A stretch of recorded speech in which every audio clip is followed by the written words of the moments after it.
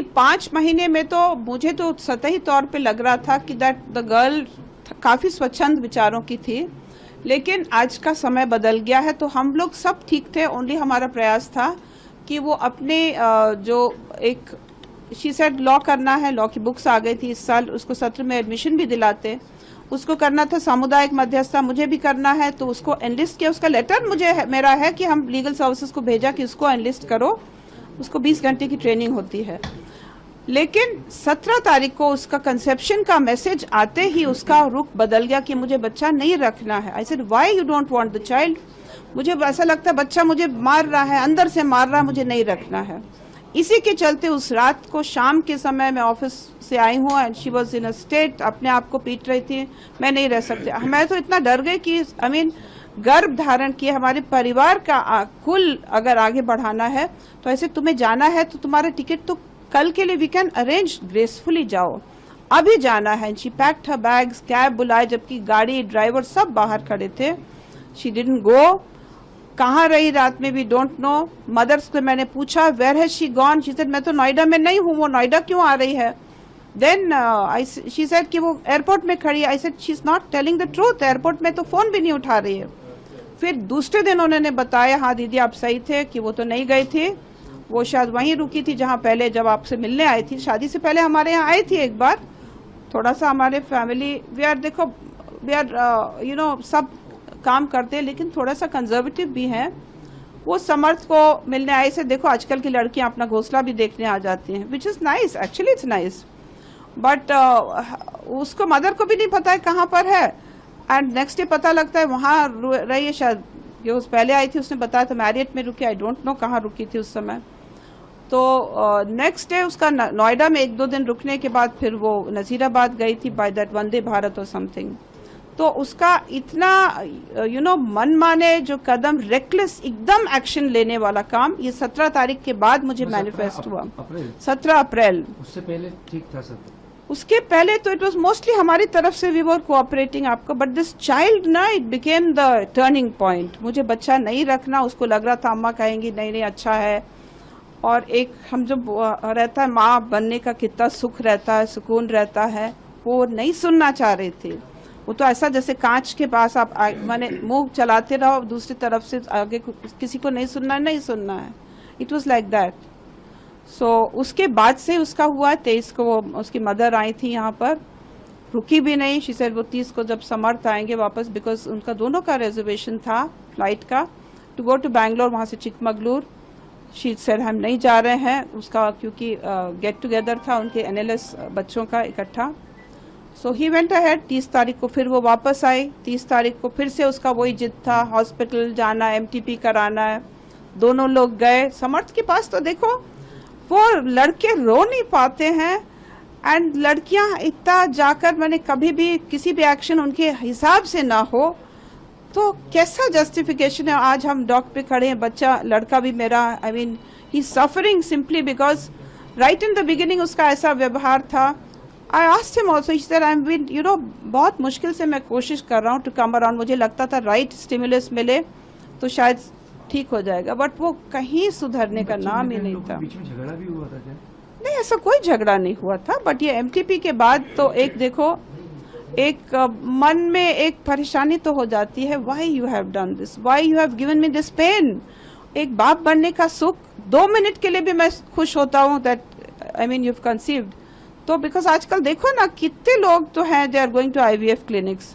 Natural course में अगर हो गया, इससे खूबसूरत बात क्या हो सकती थी। लेकिन उसका वो जिद और उसका ये कहना कि भाई डोंट कंट्रोल मी, उसको लगता था कि कहीं कंट्रोल का सवाल ही नहीं उठता है। स्वच्छंदता अपने आप में ठीक है, लेकिन इसका अर्थ नहीं है कि आप दूसरों के जीवन को नाश करो जिस तरह से हुआ है हमारे साथ। लेकिन कल जो चैट कोर्ट में बात आई सामने, उसमें किशन ने अपनी माँ को लिखा था कि लोग मुझे बच्चों को लेकर सवाल करने की माँ पे भी नहीं।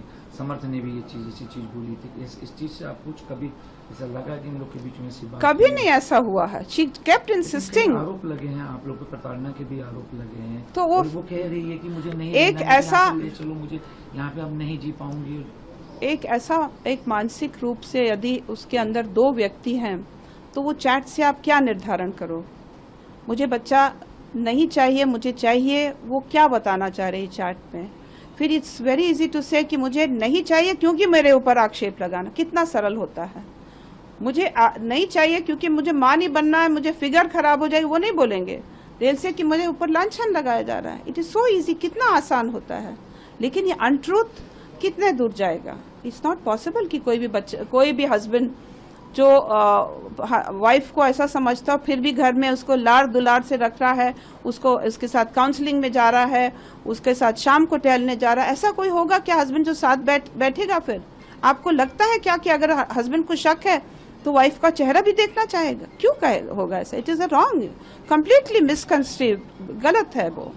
मैडम, परिवार का ये भी आरोप है कि आपने अपने रसूख का इस्तेमाल करते हुए, कोई जज नहीं है, आपने FIR होने नहीं दी, लोगों को बहुत काफ़ी परेशानी हुई उन लोगों को। उन लोगों के आरोप है कि आपने हद और आपके ही रिश्तेदार का बताएं कि सत्येंद्र सिंह आपके रिश्तेदार हैं, वो भी आपके इंटरफेयर किए। साहब तो रिश्तेदार नहीं है और ना उनका इंटरफेरेंस होगा। He is a very fair person और पूरा मैंने I think he is respected, उनका बहुत रिस्पेक्टेबल पर्सन है। हमारे रिश्तेदार तो हैं ही नहीं, वो कहीं ईस्टर्न यूपी के हैं, मेरा ससुराल राजस्थान का, मेरा मायका भिंड बदावर का है। तो रिश्तेदारी तो हमारी दूर दूर से कहीं कोई रिश्तेदारी नहीं है। उनका भी नाम लिया जा रहा है, मेरी सिस्टर का नाम लिया जा रहा है। इनका एक कैंपेन है जैसे कि मेरे जो वेल विशर्स हैं उनको कैसे विमुख कर दें कि वो ऐसी स्थिति में हो जाएं कि मुझसे बात भी न कर पाएं। मुझे तो ऐसा लगता है कि वो और रसूख मुझसे ज्यादा तो उनका रसूख है। जब when they have managed all the TV platforms, they have started a justice for Twisha campaign, justice, तो वो कहाँ थे ये 5 महीने में? अगर उनको लग रहा था बच्चे परेशान है तो क्यों नहीं आए? क्यों नहीं आए एक भी बार? अच्छा, आपने एक बात कल भी एक बात कही थी और आज भी थी कि वो तुषा कहती थी कि मैं आपके लायक नहीं हूँ, इस टाइप से आपको बात कही कि हाँ मैंने धोखा दिया है। उसने 17 तारीख, शी नेवर सेड मैं आपके लायक नहीं हूँ। शी सेड नहीं, वैसी नहीं हूँ जैसे आप लोग समझते हैं, वैसी नहीं हूँ जैसा आप समझते आप लोग हैं। को लगता है कि कुछ गिल्ट था उसको कि क्या था कि उसका ये था, हाँ। देखो वो जब आई थी मिलने मुझसे in I think somewhere in the month of February March, तब आई थी, यहाँ आई थी घर, पेरेंट्स नहीं आए थे। पेरेंट्स तो कहीं जाके अगस्त में आए थे, जबकि हम एक बार फिर मई में गए थे। हमने कहा इनका फैमिली बैकग्राउंड भी देखें, ये एग्जिस्ट भी करते हैं कि नहीं, क्योंकि आजकल ऑनलाइन मोड से लोग बहुत मिलते हैं, पता नहीं कोई मदर आर्टिफिशियल है, father artificial, you don't know. So एक बार देखने गए थे और इसने क्योंकि उस समय बताया यस मुझे बच्चे बहुत पसंद है, I will have at least 4 children, अम्मा आई लव दिस, मुझे प्लांट्स बहुत पसंद है।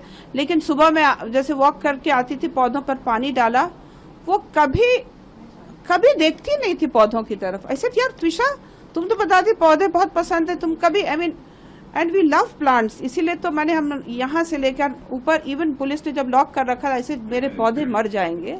यू डू योर वर्क, आप जितना कर सकते हो। मेरे लिए तो हर पौधा इज लिविंग एंटिटी, हमें बचाना है उसको।